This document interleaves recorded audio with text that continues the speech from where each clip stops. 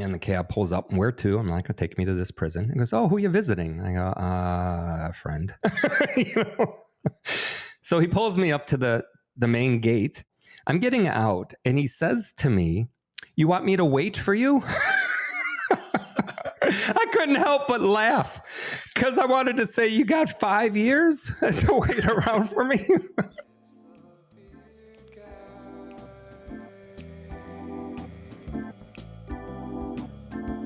Hey everyone, welcome to another episode of I Know This Guy, the podcast where we dive deep into the lives of some of the most interesting people I know. Before we get started, please like and subscribe to I Know This Guy wherever you get your podcasts. By the way, my kids want me to say something about ringing a bell. What the hell's a bell?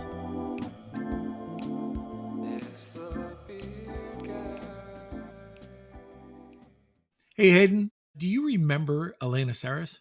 Of course I do. This is the person that she said was the most interesting guy that she knew. That's a pretty big statement considering how awesome Elena was. Yeah, and she knows a lot of people, but Yeah. you got to get to know Todd Snively.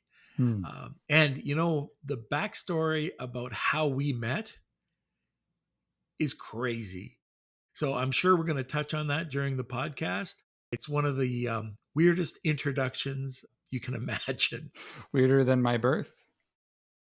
That was weird too. All right, so let's get to the podcast. All right, let's do it. So welcome, Todd, to the podcast. Thanks, Norm. It's a real pleasure to be here today. You know, this is the first time with the big Showtime props. We invested in 2 orange bulbs.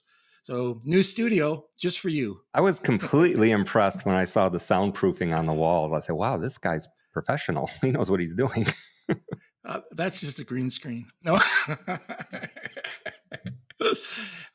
Yeah, you know, we spent $10 and got, you know, the foam up on the wall and spent another $1.99 on the orange bulbs. So, hey, we're high tech. Joe Rogan, watch out. The real question is, was it worth it? Did you get the value from that spend or no?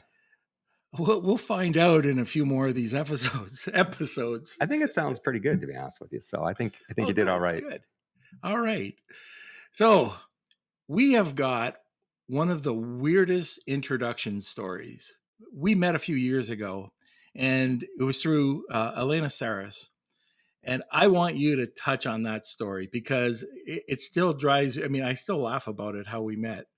You want to go there? Yeah, sure. No, that's actually a pretty good place to start because if people can read between the lines, there's some lessons in what happened, right? So to your point, Elena is really, really good at putting people together that should meet each other for mutual benefit, right? And we, unbeknownst to me, right, you were down at this conference in Acapulco, I believe it was. I was there, and Elena had been introducing me to a bunch of people, and it got a little, when I say a little late at night, like 8 o'clock for an old guy like me.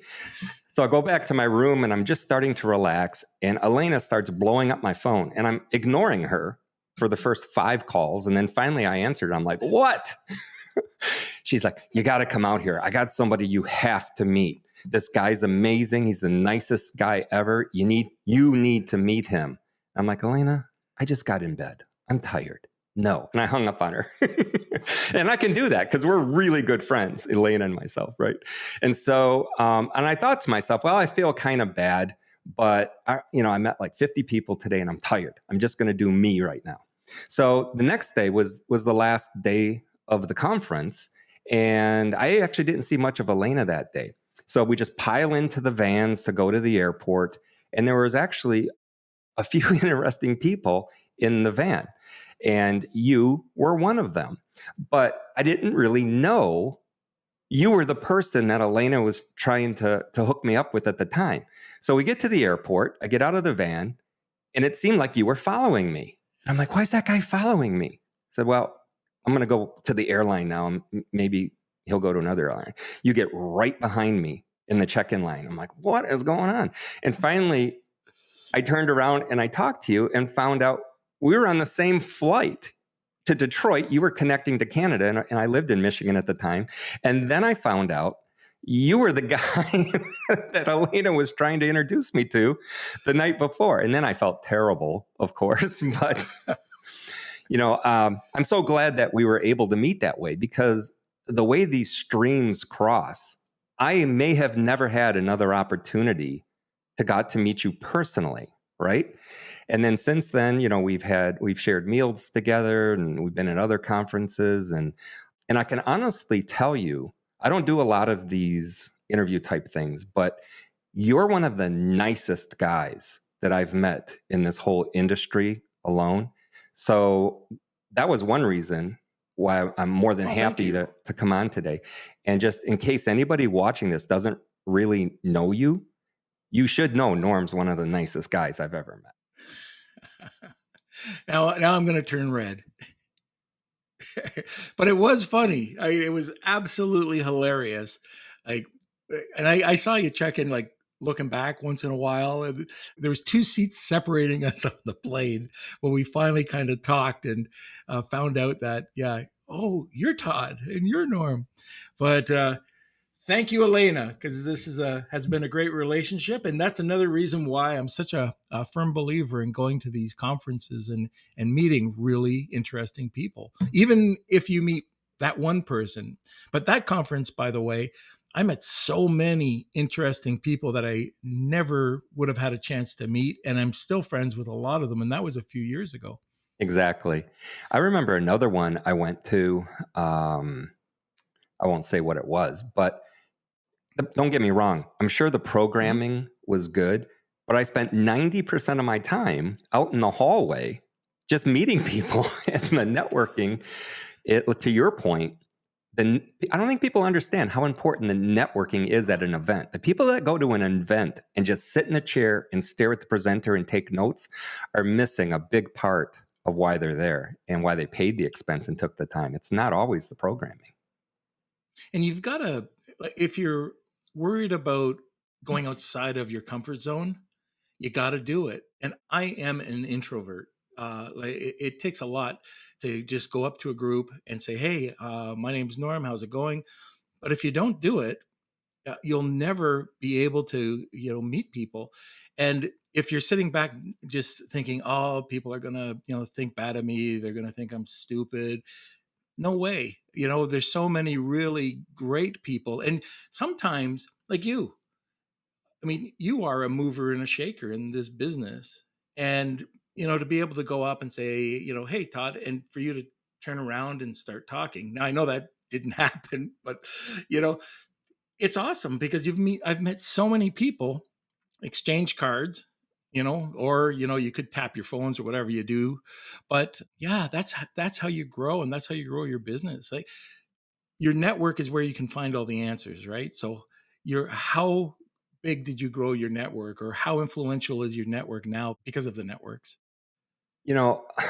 That's an interesting question, but I want to answer it maybe a little differently than you would expect, because I've had a lot of different businesses over the years. The first one was in 1983, and people would ask me, what are you thinking? Why would you start a business?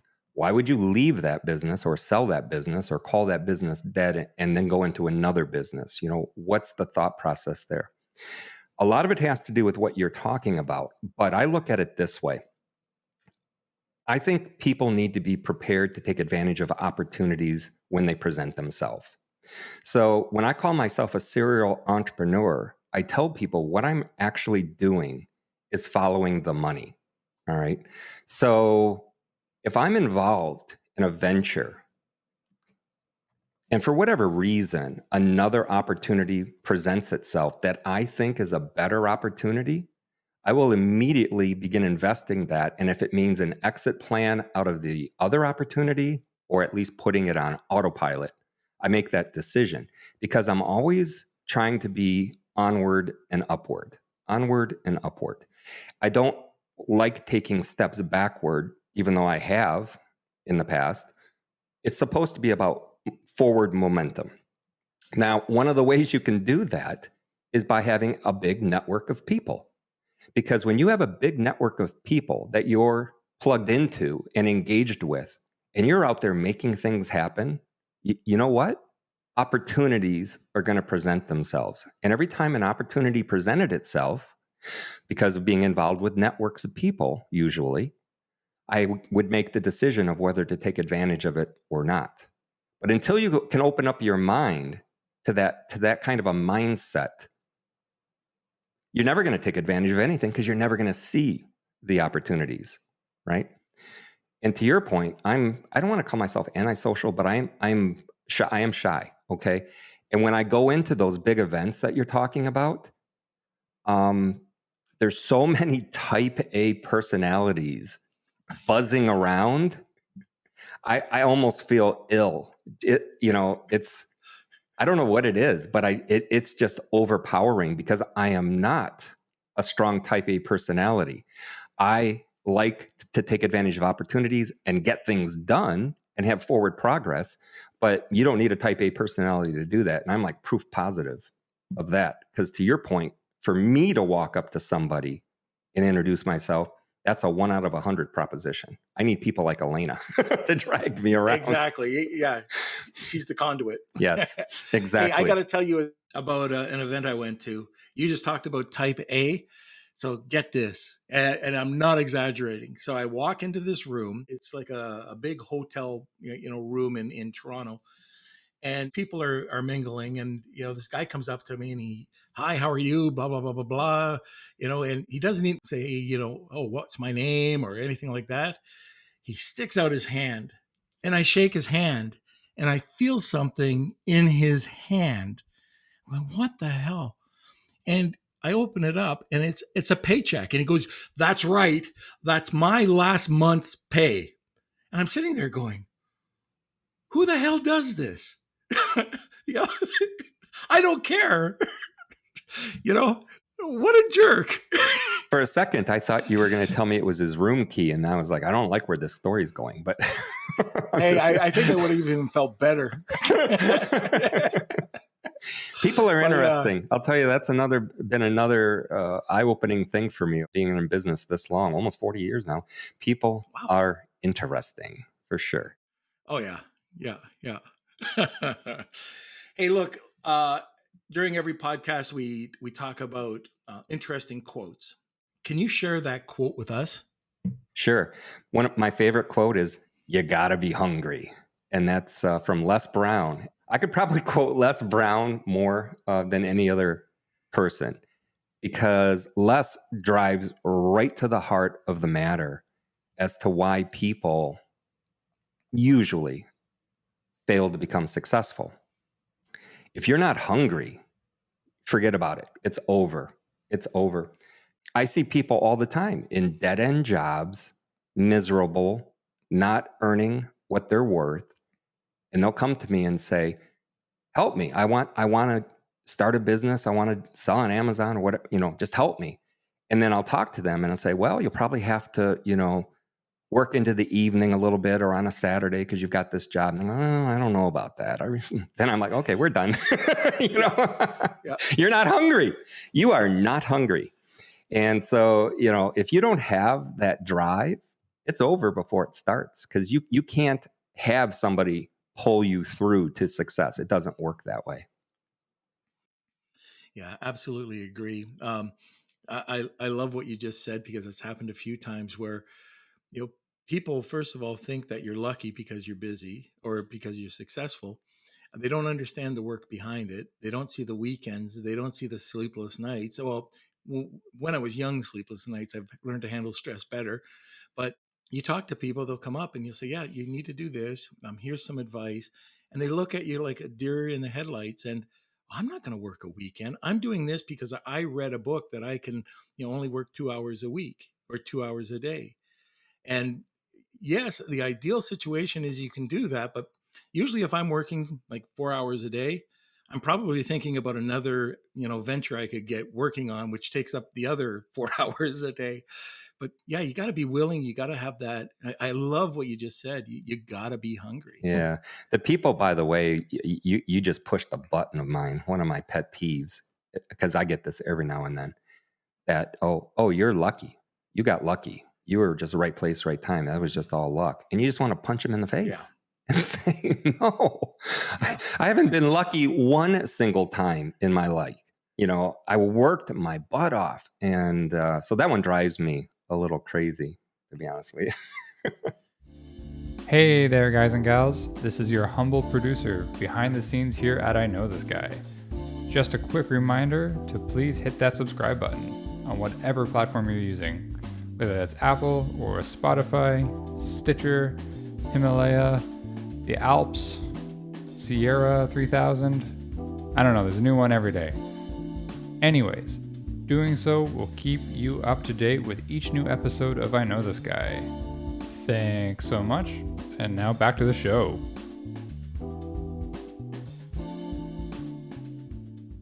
So look, we got to get into this backstory because you've told me a little bit of your backstory and my mouth has, dropped. But let's get into this. I want to know, what made Todd Todd. Sure. I'll tell you what, I think about this a lot because I really feel that over my lifetime, since I'll say all the way back to being 15 years old, there's been a development, a process that I've gone through. And when you're in that process, a lot of times you don't know that.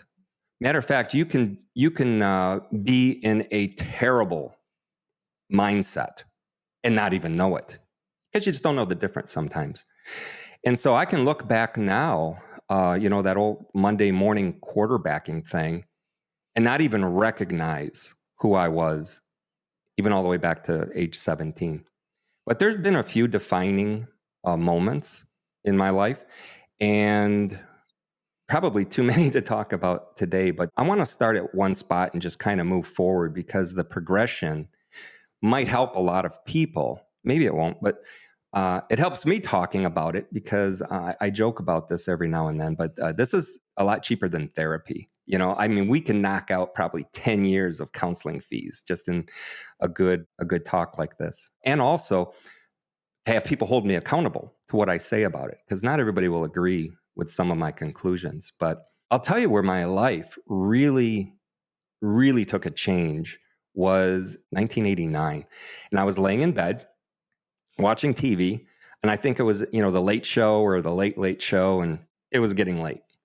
And this commercial came on, and it was one of those commercials, you may or may not have ever seen one, that where this real pretty girl promises to blow in your ear and say nice things if you call this 900 number, and she's going to charge you $2, $3, $5 a minute to talk to you in a certain way.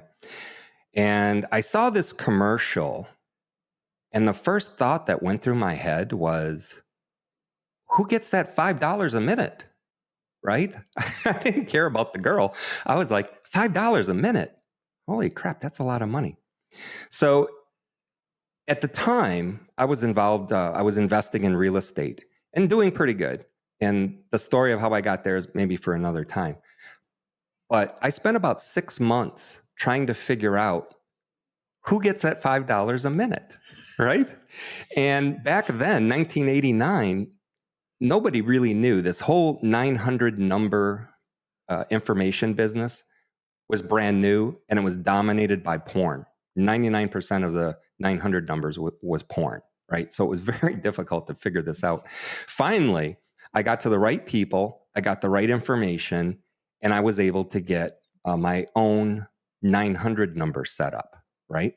Now, the way that worked, and try to think about this in respect to how things work today, selling information, and try to get the correlation. But basically, the rule was you could only sell information. You couldn't say, call this 900 number for $29 and you're paying for a blue widget. You couldn't do that. They wanted you just to sell information. Now, how they thought these girls blowing in your ear was information was beyond me. But in any event, I came up with this program that took a mixture of income profit centers. The first one is affiliate marketing. I went to a large bank that had just started a brand new product called a secured credit card. And for those of you that don't know, if you got really bad credit, you can't get a credit card. Some banks will say, hey, put $500 in a savings account. We'll give you a credit card with a $500 limit. That was a brand new product back in 1989. And these banks were trying to figure out how to market it. So I made a deal with one of the banks and to market their program. And they would give me a percentage of the application fee people were paying. So what I did was I made this 900 number program, how to get a credit card, how to get a secured credit card. I showed the application, talked about the benefits. Call this 900 number. The cost of the call is $24.99, and we're going to tell you all about how to get a secured credit card. And absolutely free, we're going to send you this application.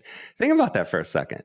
You know, it was unique back then. And I didn't know if I was going to make any money doing this. First, I had to figure out how to get the 900 number, right? And just so you know, for that $24.99 call, I would net $17. Okay. So I got the 900 number set up. And then I'm like, okay, I need to get a TV commercial made because I'm very linear at this point. The girl blowing in my ear was on TV, right?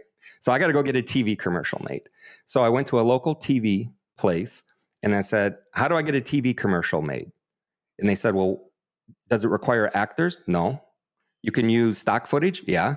Well, okay, sit down. Let's make a commercial. I'm like, seriously? And they go, yeah, well, if you buy some airtime from us, we'll just make the commercial for you.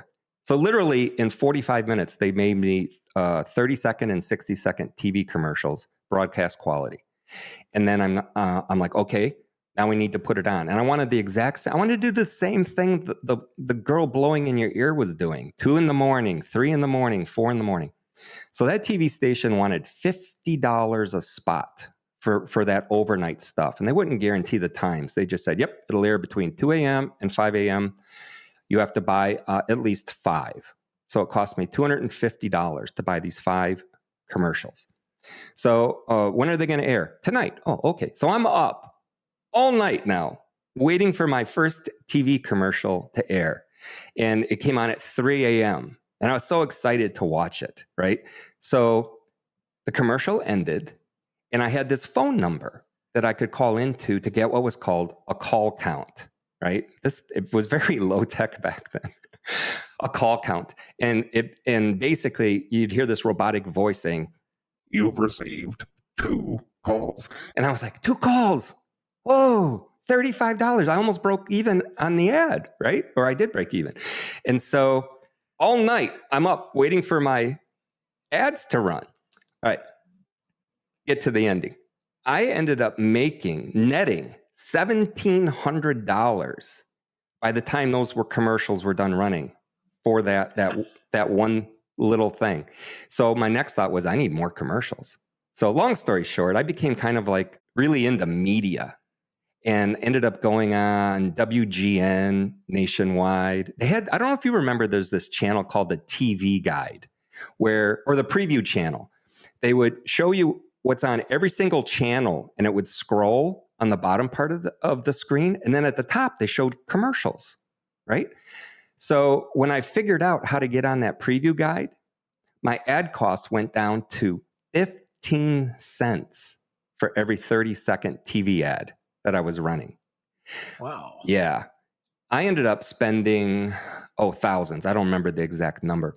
But within a month, that first program had netted over $600,000 for me, that one program.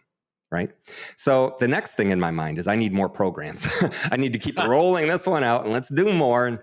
And eventually, this is kind of a funny, well, I don't know how funny it is, but people were starting to ask me, what are you doing? How are you doing this? Teach me, teach me, teach me. You know, that's just kind of how it goes, right? So I actually developed a training program way back then, how to become financially free with 900 telephone numbers. And I eventually became something called a service bureau. So I invested in all of the equipment, all of the technology, all of the people necessary to host these programs. And because I was paying my service bureau when I started 15 cents a minute, that's why you don't get the whole $24.99 or whatever, because the phone company gets some and then the people with the equipment get some. So eventually I got the equipment and made the course so that I could go out and get other people generating minutes on my equipment so that I could make 5 cents a minute off of all the traffic that they generate. And I eventually had over 3,000 customers on that service bureau, generating over 2.5 million minutes a month, right? And that business was pretty cool. We did no porn, no psychic hotlines or anything like that. It was all information. Matter of fact, we developed the very first, it was 1-900-INFO law, where you could talk to a lawyer, for $5 a minute, ask them anything. They were out of Huntington Beach, California. We did Ask a Nurse. We did charitable programs. I worked with Clint Eastwood and the U.S. Marshals Foundation to raise money for charity. We did a lot of stuff like that. It was a lot of fun. Now, at the time, MCI, I don't know if anybody even remembers who MCI is, but back then there were certain long distance carriers, AT&T, Sprint, MCI, right? Okay.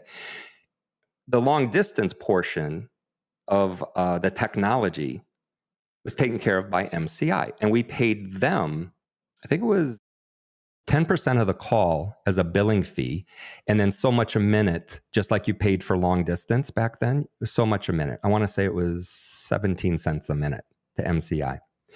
And at this point, our business was in Colorado Springs, and we were dealing with the MCI office in Colorado Springs. So I went there one day to meet the manager, and the manager said, "Wow, you got a lot of 900 number traffic." He goes, "Is there any chance you can get us a bunch of 800 number traffic?"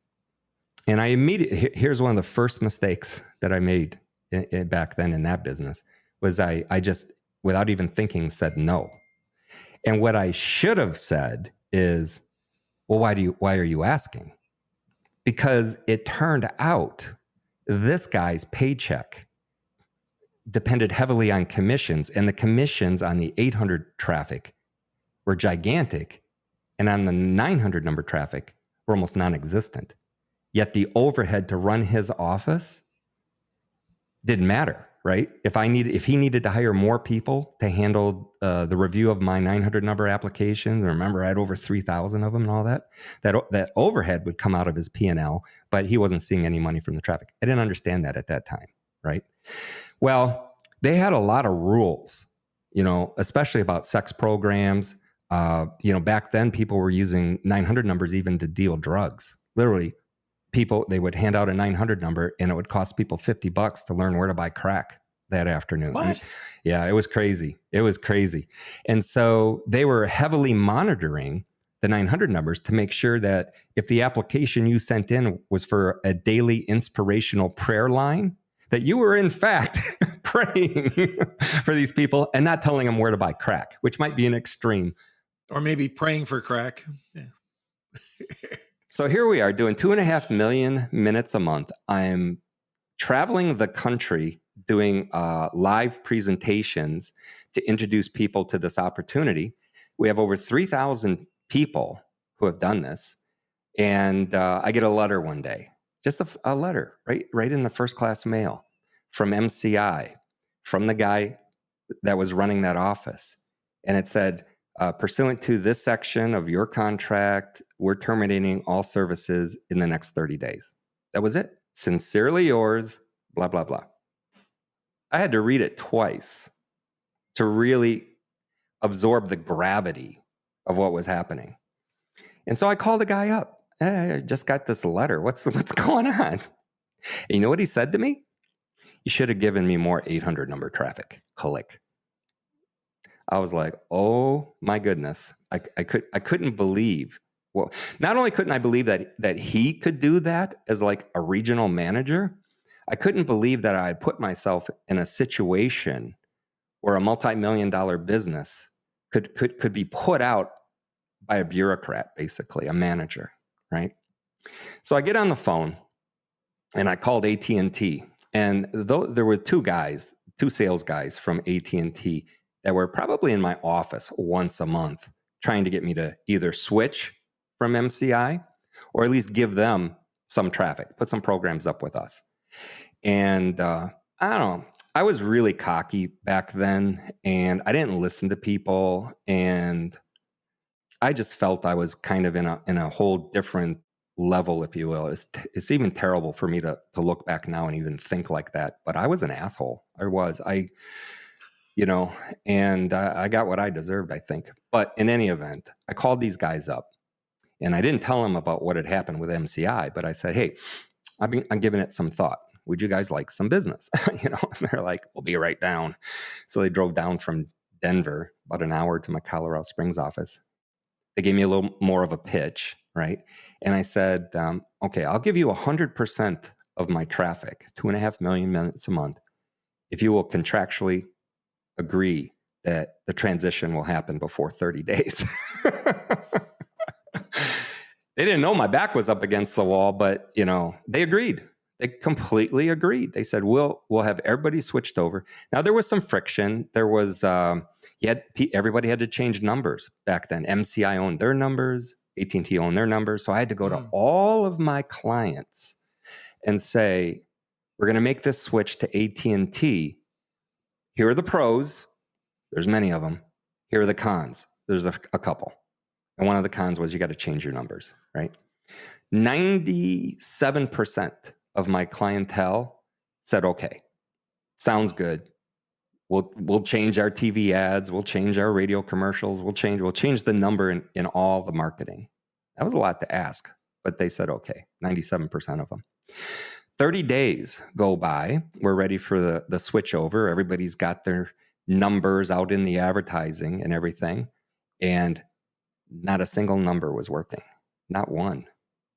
What? Not one. So I get on the phone to AT&T and I'm like, hey guys, you know, did you forget to hit a button, flip a switch, or what's going on? Oh yeah, we're having technical problems. I said, well, when did this happen? Nobody said anything to me. He said, we need 2 more weeks. Oh. So now I have to go back to everybody and say, I need 2 more weeks. All right. Long story short, 2 weeks turned into 6 weeks. And over that 6-week period of time, I lost every customer. Every single one of them jumped ship. They had no choice. They had to go to another service bureau, get a working number, because they were losing money. They were generating 2.5 million minutes a month, and nobody's going to lose money for me, nor would I ever ask them to. All right. So I'm sitting at my desk in my very expensive office, right, with all these employees and all this overhead. I'm like, what am I going to do? And the phone rings. And it was a business broker. And he said, and this business broker had been calling me for the last year, trying to get me to sell my business to Service Bureau. And he says, are you still interested in selling? I said, well, I got a small problem. I don't have a Service Bureau anymore. And they go, do you still have the equipment? I'm like, yeah. Do you still have the patent that you had developed on that call forwarding redirect PC board? I'm like, yeah, still got that. That's all they really want, the interested party. I have an interested party that wants to buy your company, do an asset sale because of that patent. I'm like, okay. So I got pretty much my full asking price for a company that I was about to walk away from. I had no idea what it was really worth without the business itself. Now, coincidentally, my first daughter was born right when this happened. So it was a pretty easy decision to take the money and just take some time off. And we were able to give all of the employees a real nice severance. And I'm still friends to this day with most of them. So that part of it went better than it could have. So here I am now with no business. I'm at home all the time, enjoying my first daughter. Matter of fact, looking back in my life, that was probably one of the happiest times of my entire life, was the summer I spent, with my firstborn as a baby in the beautiful summers of Colorado Springs. It's just amazing memories that I have. And then one day,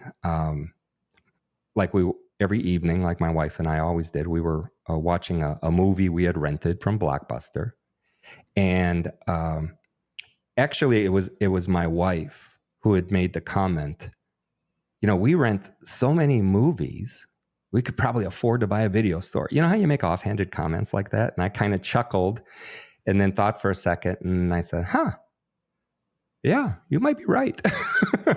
So the next day, I had actually been without a business for all of 3 months, had no idea what I was going to do. And I went out and I bought a video store.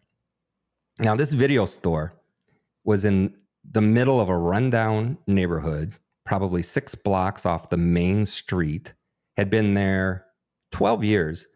And you could tell it was not loved by its owner. It was not cared for or nurtured.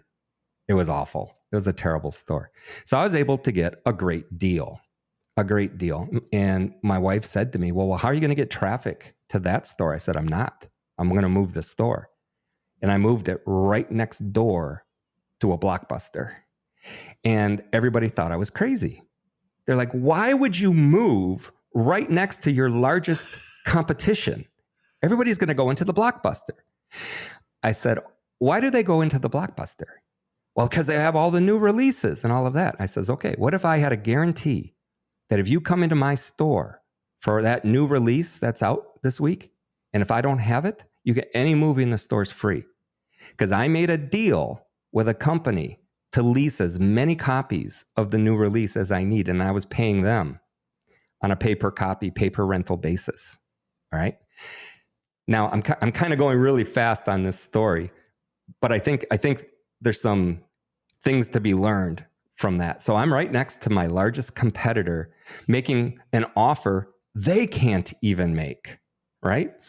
And, even if somebody went into the Blockbuster and they didn't have it, they came right into my store and say, hey, do you have this hot movie that Blockbuster doesn't have? I go, oh, you mean this one right here? Yeah, sure. And we were able to do lots of things that they couldn't do on a dime. I mean, we could pivot whenever we had to. And that business, that video store was probably the most fun. And now it didn't make me millions like the 900 number. And I actually call that business, when people ask me about it, I say, yeah, I had a marketing company, because I don't want to explain to them how I wasn't a purveyor of sex numbers. But that was a lot of work. The video store, now that was fun. I really liked that. And what I really liked about it was taking it from basically failure and elevating it to a 6-figure net profit business. I would say on average that business made about $110,000 in my pocket every year.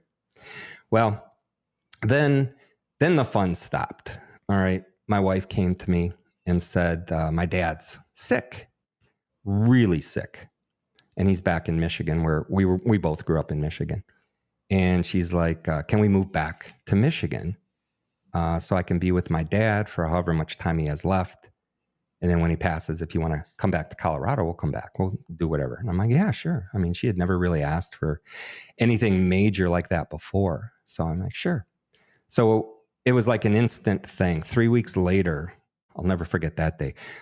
We sold the house in Colorado, closed on that, and then closed on the house in Michigan. She was in Michigan. I was in Colorado. We had a double closing. And then I had to drive, finish packing up the trucks with the movers, and then I had to drive from Colorado Springs to Michigan. So it was right around the time of the birth of my second daughter, 1994, that we moved back to Michigan. And I didn't have a job. I had some ideas. I thought the video store was going to be fine in Colorado. That's why I left it there. It was doing great. I didn't want to move it. Couldn't even find a good spot in Michigan. But, it was an all cash business that I left in the hands of a 19-year-old manager. So, yeah, you can imagine that did not end well. He would send me the profit reports every week, and they were looking like I was going over a waterfall in a barrel. It was so much for your $110,000 gone. Yeah, I mean, I was counting on that money, right? But I ended up going back to Colorado, walking in, firing him on the spot. I worked at the cash register for a couple of days until Sunday night. then closed the business for good and liquidated it and headed back to Michigan. So when I get there, I'm maybe a couple of months, and I was trying to figure out what to do, kind of looking at a few smaller projects. But I was contacted by one of my former clients with the marketing, with the 900 number business. And he said, "Hey, I want to hire you to do some consulting. We're going to do this, that, or the other thing." I go, "No, I'm not interested in doing that right now. I'm looking for like the next thing." Now, this guy was a world-class, very successful commodity trader. He traded futures contracts, and he had won contests, like millions of dollars he'd win in these trading contests. He was that good. So his information was valuable. So he started a 900 number where he would charge per minute to tell people what they should do, what kind of futures contracts they should trade. Things like if gold hits $600 an ounce in the June contract, buy it at the market. That kind of thing. He would just talk and talk and talk, and people were paying per minute to listen and then maybe implement his advice. And he did really, really well with it. He was one of the guys that ended up having to take his program somewhere else because of what happened with AT&T. When I told him no, he said, "Well, I'll tell you what, I just wrote a training program on how to trade futures. I want to send it to you as a thank you." And I'm thinking, what am I going to do with this, right? But I'm like, okay, thank you. And when it showed up, I started to go through it and was amazed. Not only because was I understanding what he was talking about, but I had this I felt it was an epiphany where I had just found something I had been looking for my entire life, right? This was numbers driven. It was analytical. I could do it on a computer. You could make a lot of money. I said, wow, this whole thing just really spoke to me for some reason. And so I immediately set up my trading office, right? And just got consumed with day trading. So I'm thinking, okay, I need to figure out, how to do this the right way. So I saw this ad in the newspaper from one of these brokerage firms that said, "We will show you how to trade pretend-wise." They called it paper trading.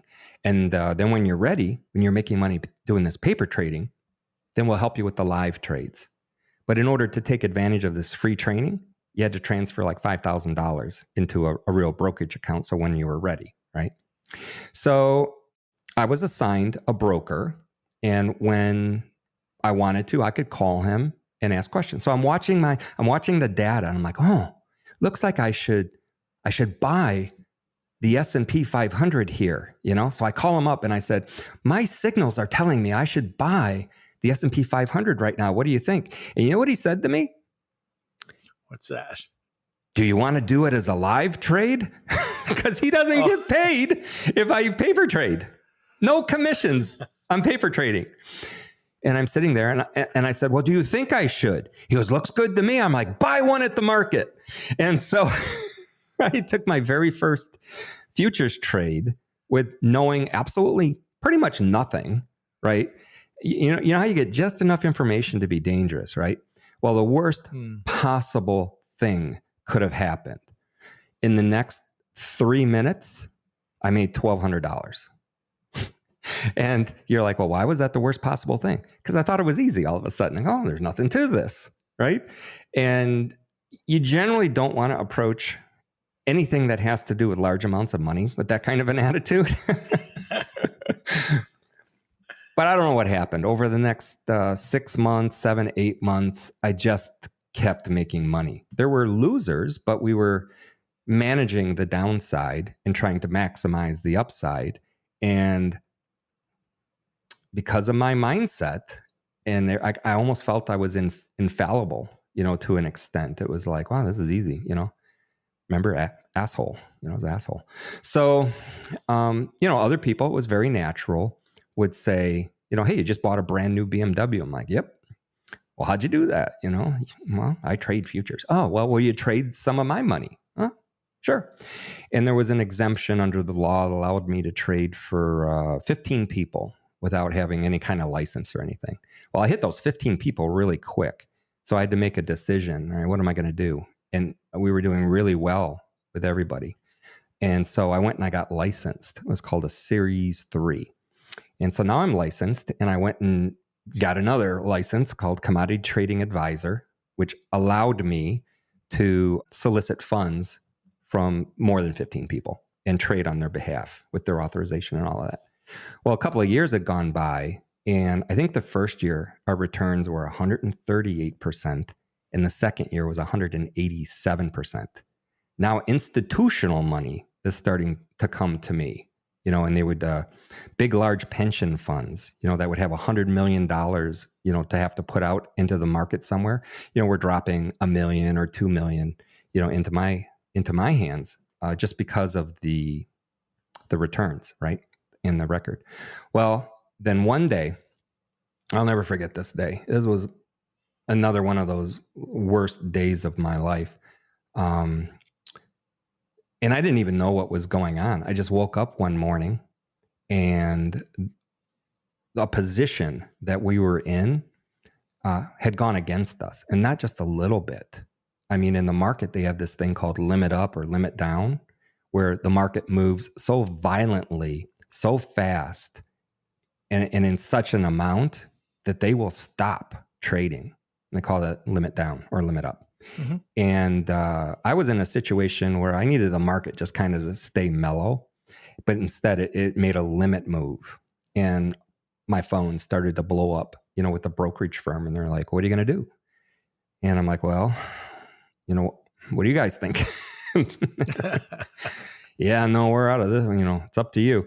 And so I ended up wiring in pretty much everything I had of my personal money, just to keep the position open one more day. Because they basically said, if you don't wire in X millions, we're just going to close it and take the loss, because we don't know if you're good for it, right? You got to. These were serious people.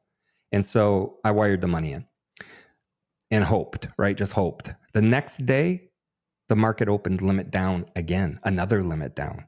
Oh. Yeah. So they're on the phone again to me. What are you going to do? You want to wire in your life savings again? I go, no, I did that once already. I don't have anything left, right? And so we literally stayed on the phone for 4 hours watching the market, see what it was going to do. And it pulled back just enough right before the close to where I was able to say, just close everything out. I was able to get out of everything, but I'd lost everything. Absolutely. Not only all my money, right? Because I put up all of this other money that technically other people should have put up, because I wanted to keep the trade on. So not only did I lose all my money, I lost everybody's money, right? And I didn't know what I was going to do. I mean, I literally, it was a feeling I never wanted to have. And I made a lot of decisions right then. And one of them was, I'm never, ever, ever going to be responsible for somebody else's money. I'm never going to, if I ever come out of this thing alive, I'm never going to trade another nickel for anybody, because the feeling was, oh my gosh, it's just your entire spine being ripped out of your body. It's the worst thing. But at the same time, I was at a crossroads. I was looking at, what are my options here? What am I going to do? I can shut everything down, right? I can lay off all the employees, sell off all the equipment, and just kind of wind things down, break my lease, take my chances. And I would walk away after this liquidation with, I figured at the time, I believe it was $300,000. Now, that wasn't going to come close to paying anybody back, right? But one of my goals was to eventually pay everybody back. So I'm thinking, okay, I have this last $300,000. I can either shut everything down and just figure it out, or I can figure out how to keep going in the commodity business. And one of my brokers said to me, well, why don't we do a discount brokerage firm? We can let people trade their own money, let them call their own shots. Because there was plenty of people that wanted to do that. Not everybody wants their money managed. They want to go in there and make their own trades. And so I went and got another license. It's called an FCM, a Futures Commission Merchant license, and invested some of the money that I had left into getting some different kinds of equipment, and I had to have some software written. And when I'm just about to figure out, how to take this business live, the regulators told me I needed something called a clearing agreement with an exchange. I'm like, okay. So I went to talk. There wasn't a lot of people that could give you this kind of an agreement. And if you can imagine for a minute the kind of old boy network the people that own these seats on these exchanges have, it's a very, very small, close-knit group. And while they're all competitors per se, right, they don't hurt each other. They operate their business in such a way that everybody gets some, everybody gets theirs. And there's a lot of dirty underbelly to that industry. And I'm not the only person. I think everybody that's ever been in that industry will agree with that. A lot of times you just have to go home and take a shower just because of what you see happening at that level. So anyway, when they found out I was opening a discount firm, they all got together and said, we're not going to give this guy, nobody give this guy a clearing agreement, because he's going to take customers from us that are paying us $50 a trade or $150 a trade, and he's going to charge $5 because that was a great idea, right? But it was going to hurt them. So they all said no. So I had to figure out, all right, now what am I going to do? I got almost everything invested in this, new charting software I had developed and whatnot. And I promised all of these people I was going to pay them back from the commissions I was going to earn, from the discount firm. And so they were all being patient. And then all of a sudden I couldn't get a clearing agreement.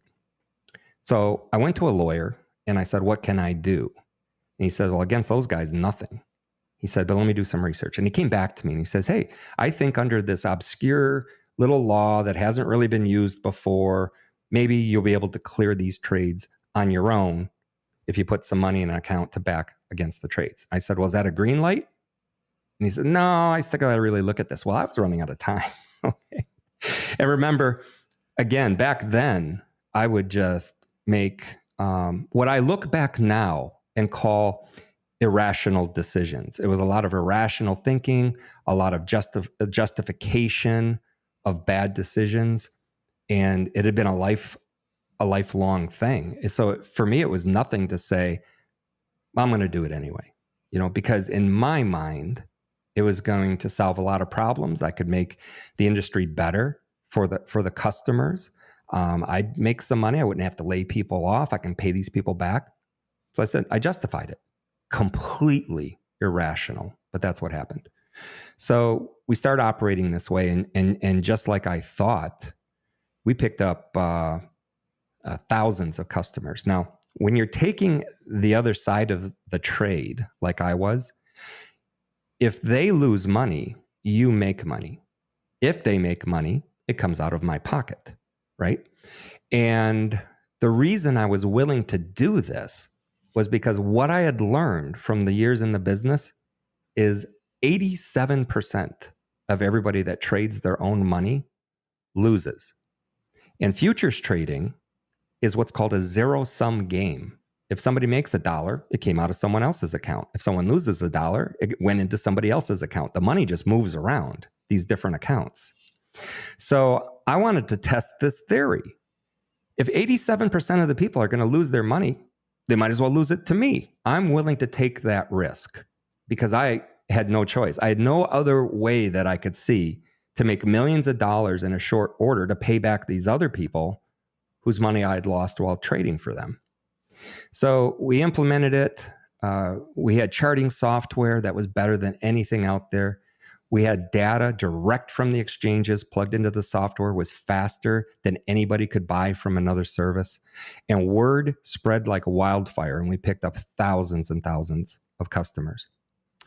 The very first month that we were in business, I made $800,000 because the other people were making bad trades.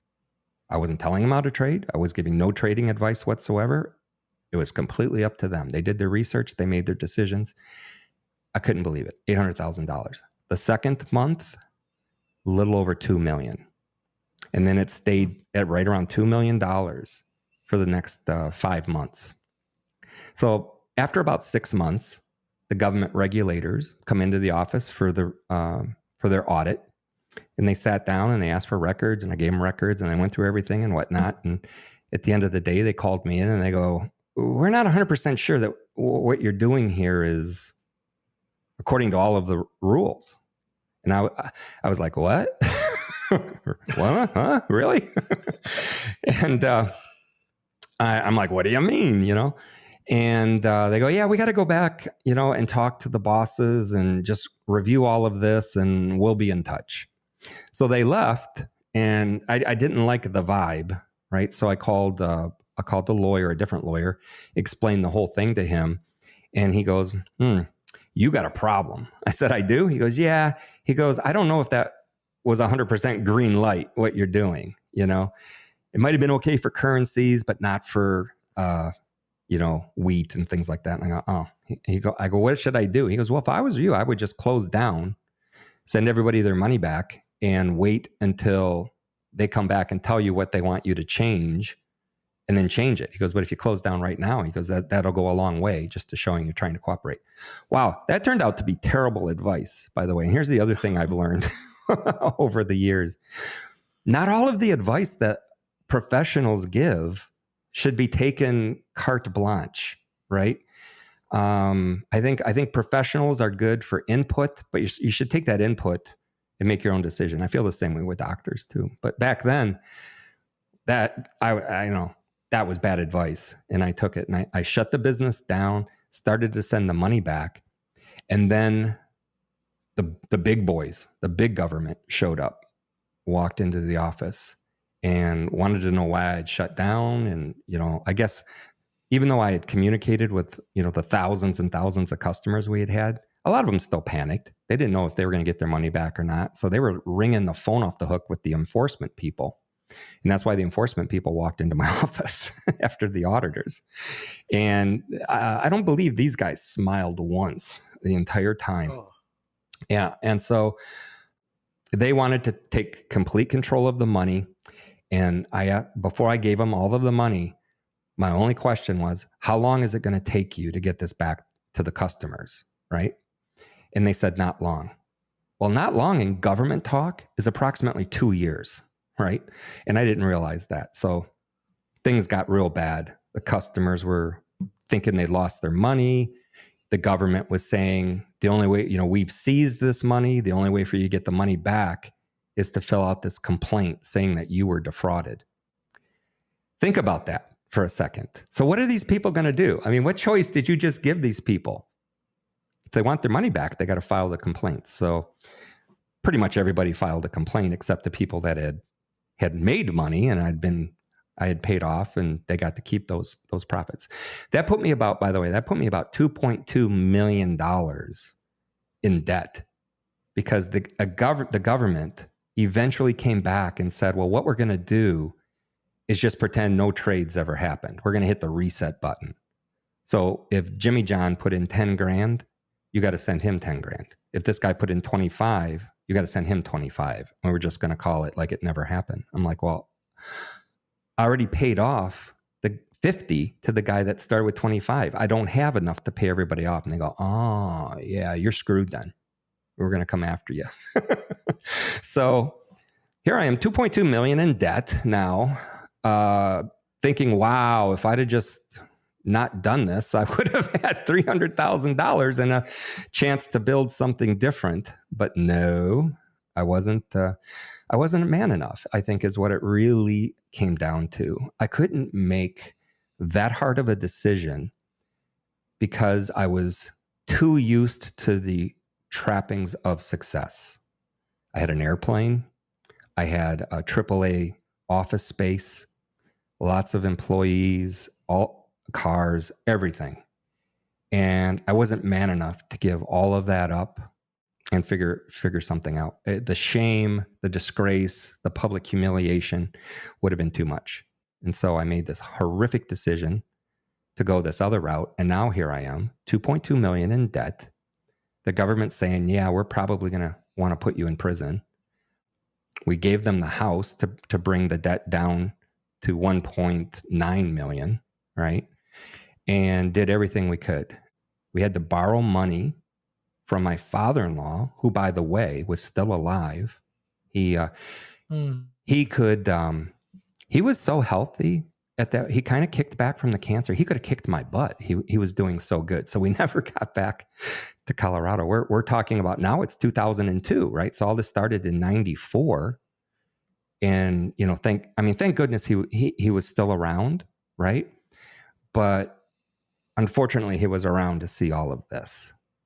Right. And the day I had to go ask him for that money to buy a mobile home, here I am. I married your daughter. I said, I'd take care of her. I need your help. And he wasn't happy, but he helped. And so we moved into, we gave our home over to the government, moved into a mobile home. And by this point, I'd say we're at 2004, right? And I had started in February when all this was coming down. I was kind of shell-shocked. I mean, literally post-traumatic stress. I couldn't think straight. I couldn't think past the next minute, to be honest with you. I was dealing with so much on a minute-to-minute basis. I couldn't think about tomorrow. Well, one of my friends, who happened to be the chief of police of the town right next to ours, invited me out to lunch.